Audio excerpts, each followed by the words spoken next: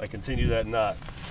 So I passed a piece of rope around the tree, the tail, and now I'm just following my figure 8 through. Right like that. And now with a setup like this, you have to create a master point. That's where you're going to do all your rigging and belaying from. That's what this is. So this is a figure 8 on a bite. So I just had, this is all the tail that's left over from this. This is a piece of 11 mil semi-static rope. So it's that mid-grade rope. This is what the firemen use.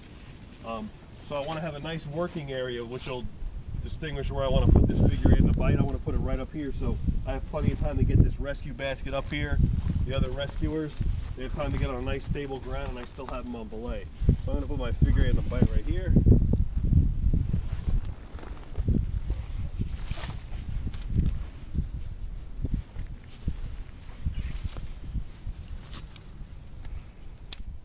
Now I'm using one carabiner here because I'm belaying with the munter hitch. I can't use two, it wouldn't work out right. The munter wouldn't flow nice. And then I just munter muled it and overhead knot so it's locked off. This one here, this is called a basket. So let me just do this one real quick. This is a real quick setup. This is just a piece of 7 mil core that I tied together with a double fisherman's, and I just doubled it up because the tree's kind of narrow. And then you just wrap it around the tree, just called a basket like that. 2 locking carabiners like we did on the Wrap 3 Pull 2. In opposite directions. Yup, always opposing, yeah. And lock them. Just like that. See that one? Cool. All right. So what are some things you think we would look for to use a tree as an anchor? This is kind of important. The stability of the tree. Make sure it's not loose or anything like that. Roots are in the ground. Yeah. It's not been disturbed or. All right. So root system. Laying away from, kind of leaning away from the direction you're going to be going down. Not like necessarily, because no? the trees are always reaching towards the sun. Okay. So they're always going to be, they're always trying to get a good way to get nice sun, so they're going to grow that way. But that would kind of go into root system. So make sure the root system's really good. Oh yeah, you got this big What'd you rot call it? area. Rotting. You want to make sure it's Yeah, not you don't rotting. want a dead tree. This tree is dead at the bottom, and it's still alive at the top. So eventually the whole tree's going to die. So if that's the only option you have is some kind of type of rotted tree, we're going to back it up with something else. So so we got root system, alive, what else? The size of the base. Size of the base, that's really important. In this area there's a lot of hardwood trees, so we can go with a thinner style tree, but if there's softwoods, you want something nice and bulky and big. I would recommend anything 6 inches and bigger on any kind of tree. Just keep that in your head so you don't have to figure out what kind of tree it is, just 6 inches or bigger. This would be minimum, something like this. Yeah, it's about 8 inches at the base here. And you want to go down low. So you want to put your anchors as low as possible so you don't have any leverage or flexibility in the system. Because if we put our anchor up here, now we're putting a lot of force down below. And you're putting extra force on top and it can snap. You see it's moving there, but if I go to try and move it down here, it's not going to move very much because it's right at the base. So we got root system, alive, low on the tree, what else? Make sure there's nothing like sticking out that can cut the rope. Yeah, exactly. So we want to pad anything. So if there's a real rough bark tree, like a black walnut or something like those trees over there, we want to pad that with a shirt, anything, or a piece of webbing around there. That's why the webbing's really good. The Wrap 3 Pull 2, that's going to be your first option for things, for just a rescue situation. What else? Anything else? Good root system, it's not all washed out. Yeah, the roots are really important. Don't wrap up to any pine trees unless you have to. Pine trees, the roots tend to spread out real far. They don't go down deep. These trees here, And they're thin. yeah, they're thin, so they go down like a little spike, and most of the roots spread out. So if you see a tree like that, make sure the soil is real solid and strong. Make sure it's not sand or sandy. Like that marsh mixed dirt sand. Yeah, just go up to the tree and shake it and look and see what the soil does. Remember what he was talking about in tracking with those concentric rings? Yeah. Same thing there. When you shake that tree, look what it's doing to the perimeter around that tree. And also knowing the tap root trees. Trees have tap roots and then they have the spread roots, like he's saying. So an oak has a tap root, it goes straight down. Yeah, like this here. That's a rugged tree. So the root system is really important. So we got roots. So this will be our tree assessment on what we're going to use for an anchor. So diameter, root system, Alive, what was the other one you guys said? Healthy. Healthy would be with alive. The girth. No size. That's diameter. The condition of it to make sure it's nothing sharp. To pad it. So pad it. And then, How about widowmakers? Look up the tree. Is there a hanging branch, right? You're working right below it, and you start moving that tree, and a branch comes down. anything else you guys Good think point, of? Todd. That's 5 things. I can't think of anything else. Distance to your area. If you're working? Distance to your area. So we need a good working plane. We need a good area to lower a rescue basket and bring it back up with rescuers next to it. So what do we have here? This is actually a little close. Ideally, Yeah. you'd want this to be back 10 feet. We but would want this to be back a lot further, but right now this is kind of the only thing we have to work with. So we have about a 6-foot working area. The basket's 6 foot something. So if we got a basket up here, you think we could stabilize and get our rescuers up here? Nah, not right here. Because it's still pretty big incline. Too much of an angle. You could if you had to, but it would be, you'd start to maybe lose the basket a little bit. Yeah, well, we have them on belay, so the basket would be good. I would say 6 foot would be your minimum working plane.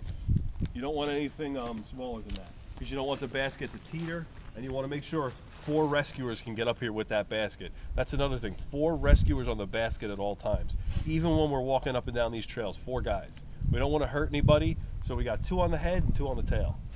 So remember that. The way we did it today, where we brought the basket in, we're not going to do that.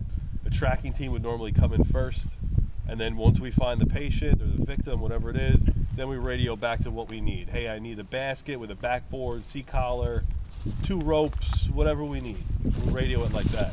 So you wouldn't be dragging that thing through the woods trying to stay off the trail. You would leave it behind. That's why it's important to flag that trail really well. Otherwise, you got to send a guy out to get the team. All right, so we got a working plane. So anything else you guys can think of?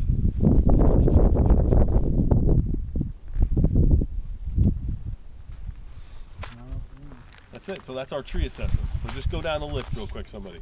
Give me what everybody said. Root system. Root system, diameter, with the tree, life, debris above.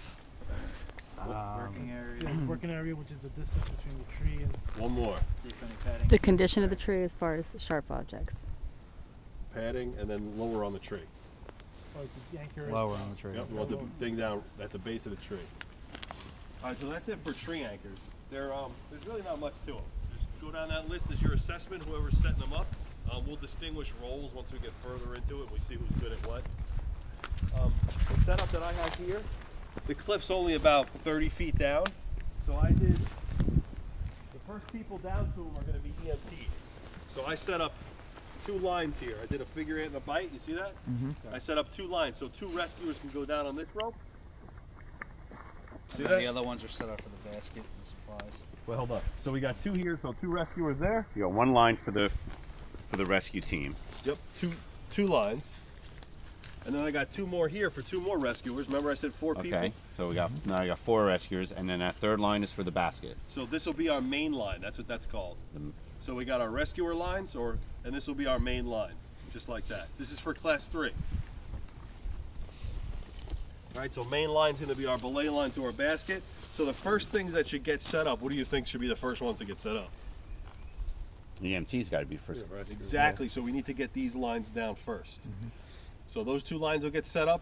EMTs will be going down the ropes, assessing the scene while we're setting this up. The rigging, any other rigging we need, we're getting the basket ready, we're getting any equipment that they're going to need down there. So let's get 2 people on here. We're going to grab a locking carabiner from the pile. Right?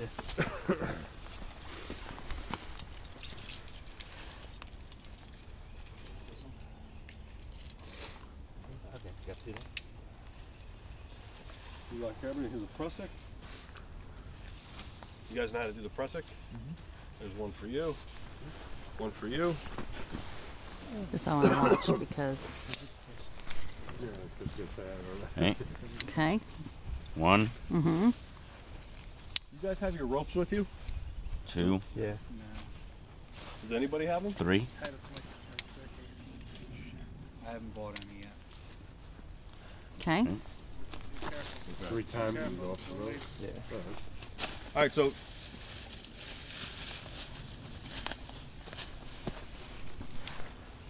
if you drop gear like that, leave it. Leave it and get more. Yeah, get something else. Don't put yourself in danger of slipping down that slope and ended up next to the guy that's down there. So the Prussik's 3 and then through it. Yep, 3 wraps and then the girdage. Where do you want the knot? Yep, let's do this one more time. I'll show you one little trick with these. So whenever I do a Prusik, I use the knot. So I take the knot and I wrap the knot 3 times, 2, 3, and then I kind of just pull one side of this. Oh, the knot comes out. Okay. This way the knot's out of my way. I can put Gotcha. my carabiner here and it's Okay. not messing with this knot, so we have a lot Okay. of friction. And then you dress this and make it look all pretty.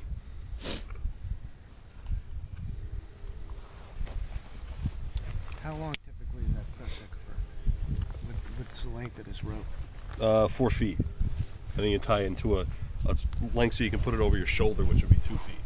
Right. Cool. Would 550 cord work for Prussik?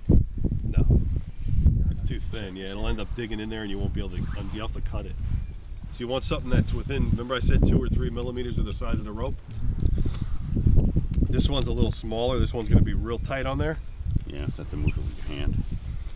What about the same size as the rope? Is that okay? No, it won't Too work. big? It's It too won't big. press it down. Yeah, it's too big. It has to be smaller than it, at least 2 sizes. Cool. All right, so clip that to your points on your harness. You have a single point harness. You have a belay loop. So you're going to go to your belay loop. I'll just do a demo on the line here.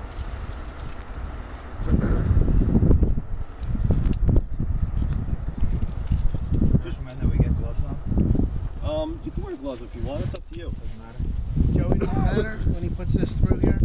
Should it be through here as well? Nope, just through your belay loop. Just like that. Let me get Prusik up and I'll just do a demo.